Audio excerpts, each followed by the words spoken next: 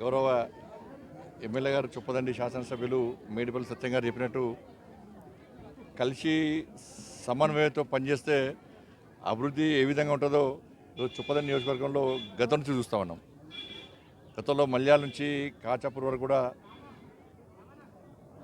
Road నిర్మాణం CRF నిధుల ద్వారా చెప్పడం జరిగింది.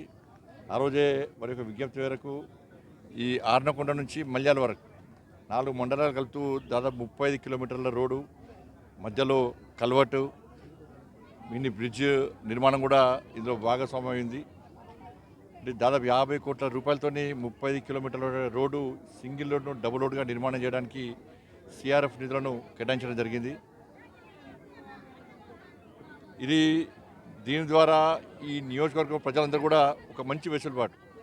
మీరు దేశవ్యాప్తంగా ప్రపంచం చూడండి, ఏ దేశం అభివృద్ధి చెందాలన్నా, ఏ రాష్ట్రం అభివృద్ధి చెందాలన్నా, ఏ జిల్లా అభివృద్ధి చెందాలన్నా, చివరకు ఏ గ్రామం అభివృద్ధి చెందాలన్నా రవాణా సౌకర్యం ముఖ్యం. ఆ రవాణా సౌకర్యం ఉంటేనే ఇవాళ అభివృద్ధి అనేది ముందుకు సాగుతున్న విషయం వాస్తవం.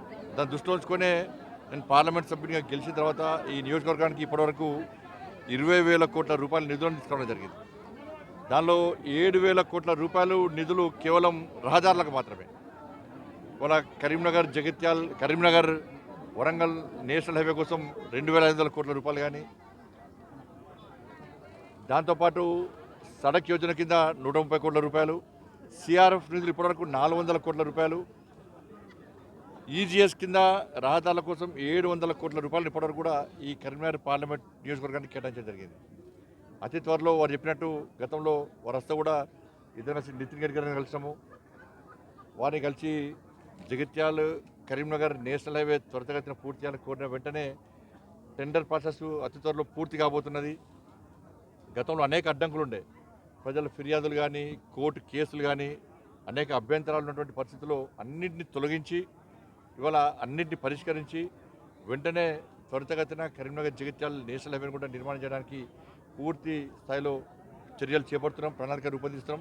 అతి త్వరలోనే టెండర్ ప్రాసెస్ పూర్తి కాబోతున్నది.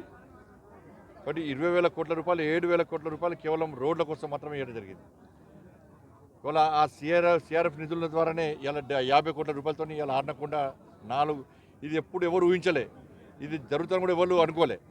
అటువంటి అనుకోని సాధ్యం కానీ పనిని సుసాధ్యం చేసినటువంటి విషయాన్ని ఇలా నియోజకవర్గ ప్రజలు గుర్తించాలి. కాబట్టి సిఆర్ఎఫ్ నిధులు తెలంగాణ రాష్ట్రానికి 800 కోట్ల రూపాయలు వస్తే వాళ్ళ కరీంనగర్ పార్లమెంటు నియోజకవర్గానికి 300 కోట్లు తీసుకొస్తాం. మళ్ళా తర్వాత 700 కోట్ల రూపాయలు వస్తే కరీంనగర్ నియోజకవర్గానికి 219 కోట్ల రూపాయలు తీసుకొస్తాం.